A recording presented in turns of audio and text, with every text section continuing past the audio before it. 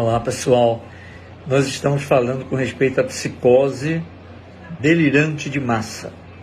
Pois bem, para você ter uma psicose delirante de massa, primeiro você tem que ter um treinamento de massa, segundo você tem que levar 30% dessa massa a ser hipnotizada e finalmente você tem a psicose delirante de massa. Numa sociedade, por exemplo, de 100 indivíduos, 30 ficam hipnotizados, já estão na psicose delirante, eles criaram uma realidade paralela e começam a viver nela. 40% dessa massa, desses 100 indivíduos, começam a seguir os 30. Então, totaliza 70% de pessoas seguindo uma psicose delirante.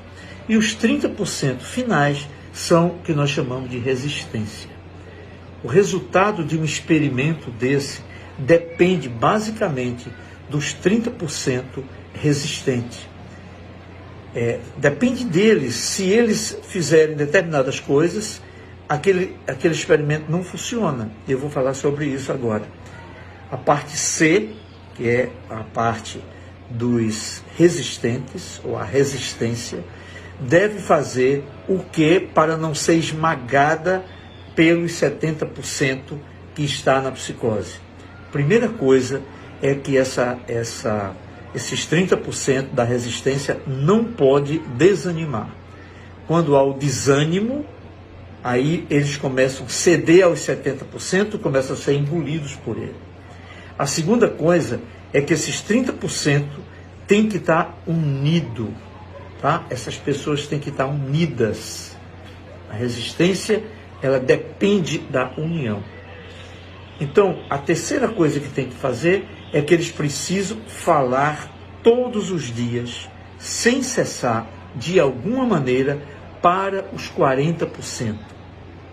Aqueles que estão seguindo aos que já estão hipnotizados. Para os hipnotizados não adianta falar, pessoal. Eles já estão num delírio. Os 40%, que é a parte B, que eu falei no vídeo passado, está seguindo, né? Está seguindo a parte A. Então é para essa massa de 40% que a resistência precisa estar falando, entendeu? E não tem que fazer discurso, tem que falar palavras simples, como por exemplo, olha, nada disso faz sentido. Ou, por exemplo, os dados não mostram essas coisas. Então isso vai gerando uma dúvida na parte B, os 40%, e começa a criar então uma resistência maior. Por exemplo, para a gente entender bem, imagine num presídio que eu vou fazer esse experimento. Então o diretor do presídio, ele anuncia, está havendo uma grande verminose aqui, né?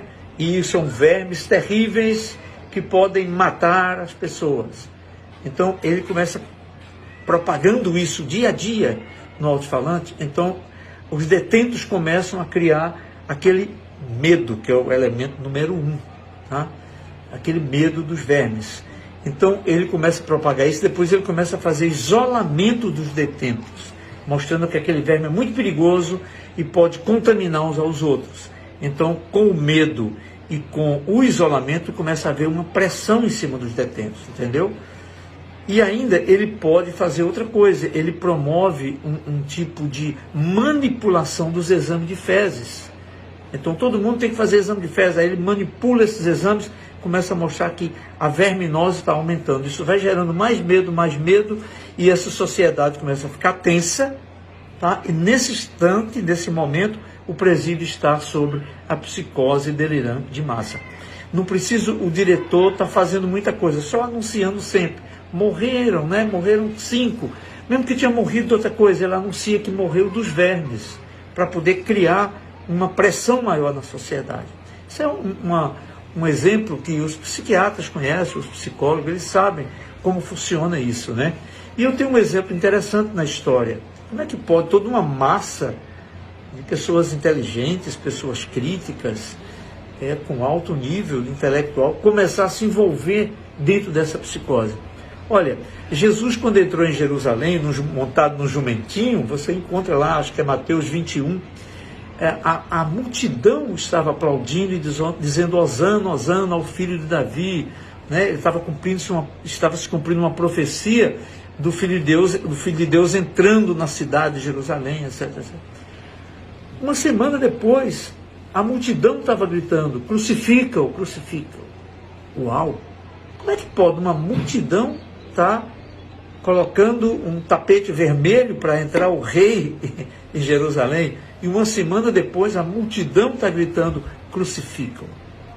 Simplesmente porque os 30% que estavam hipnotizados, né, pelos fariseus, eles continuaram aquele discurso, aquela narrativa forte de, né, ele está dizendo que é filho de Deus, ele está dizendo isso, ele está dizendo que vai destruir o templo. Então uma narrativa, 40% estava ali ouvindo uma coisa e outra, e os 30% da resistência não estava falando, não é verdade.